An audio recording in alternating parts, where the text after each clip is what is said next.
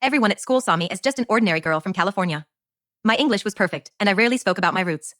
But at home, we always spoke Ukrainian. It was our private world. I never imagined that my native language would one day become my weapon against injustice. It started when a new math teacher, Mrs. White, joined our school. She looked at immigrant students with poorly hidden contempt. She was convinced of her superiority and certain that no one understood her secret language, Ukrainian, which she used to whisper insults to her assistant. One day, during an algebra presentation, I made a tiny mistake. Mrs. White leaned over to her colleague and hissed in Ukrainian, "Another loser. These people are never hardworking, they are simply incapable of science." I froze. She had insulted my heritage right to my face, banking on my ignorance.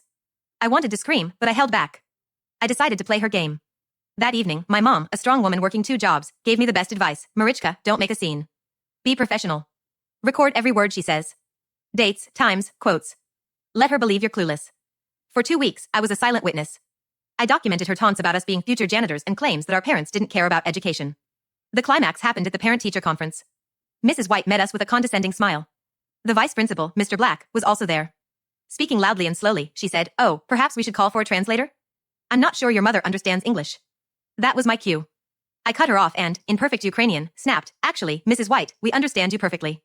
Just like I understood you on September 15th when you called me a loser, and a week ago when you said we'd all drop out." I read from my journal. Dates. Times. Exact quotes. The room went dead silent. Mrs. White's face turned ashen. Mr. Black, who, as it turned out, also understood the language, stared at her in shock. My mother stood up and added in English, "My daughter has the highest grade in class. She dreams of Harvard. Perhaps the problem isn't our abilities, but your incompetence."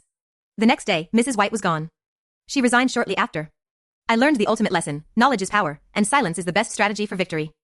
If you enjoyed this story of justice, make sure to subscribe to Subway Secrets. We bring you fresh, mind-blowing, and emotional stories every single day. Stay with us to hear more incredible real-life dramas and victories.